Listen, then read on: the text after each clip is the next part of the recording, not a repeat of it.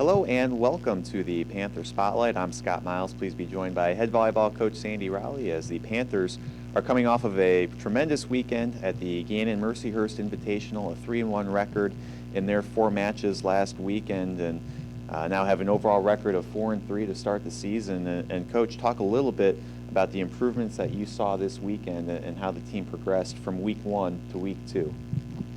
Basically, since we are so young, just, our freshmen are getting up to the speed of the game, and they're learning the college speed and being able to just hang in there mentally and physically. Faster, stronger, college ball, and they're getting used to it. So many new faces on the team this year, a lineup almost entirely of freshmen and sophomores for you.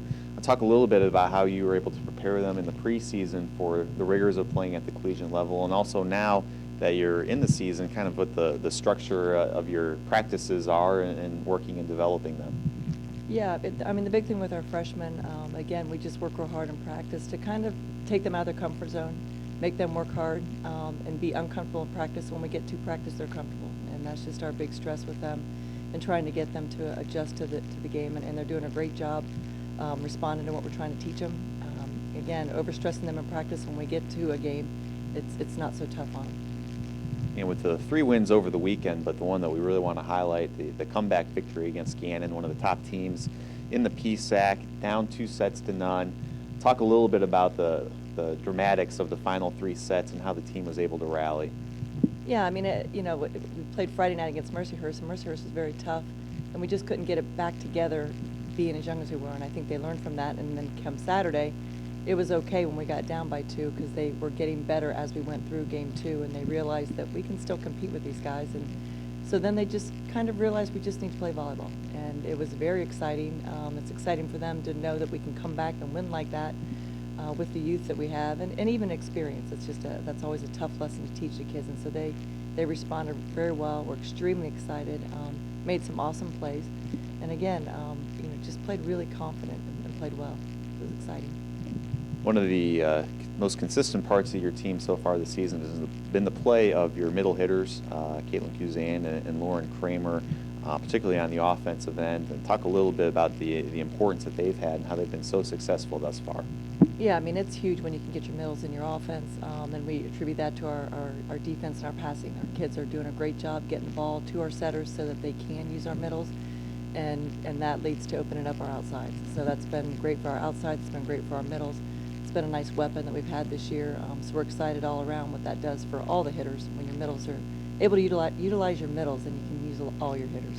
And one of your hitters in particular, Tori Thompson, she ranks among the GLIAC leaders in kills per set.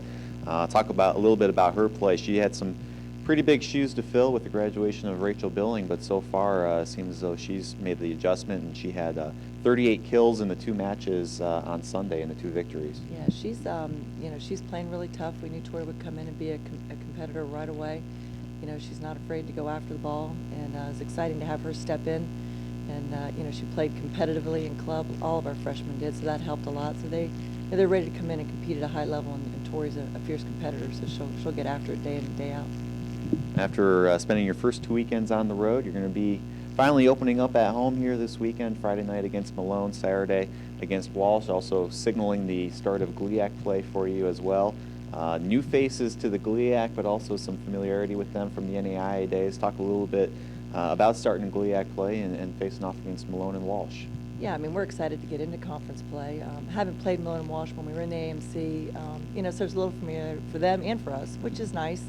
So it's exciting to, have a little bit of comfort zone maybe to open up against them, and probably the same for them as well to come here. They've been to our campus, have been in our gym, so the coaches are familiar with that. So it's exciting, and we're just anxious to get going and officially get the GLIAC under the way.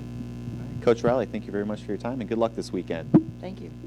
Once again, the Panthers will be at home this weekend, Friday night, 7 o'clock in Alumni Hall as they take on Malone, and then follow that with a 5 p.m. matchup on Saturday against Walsh, also in Alumni Hall. If you can't make it out to Ohio Dominican, you can follow along online with live stats and live video on our website, www.ohiodominicanpanthers.com.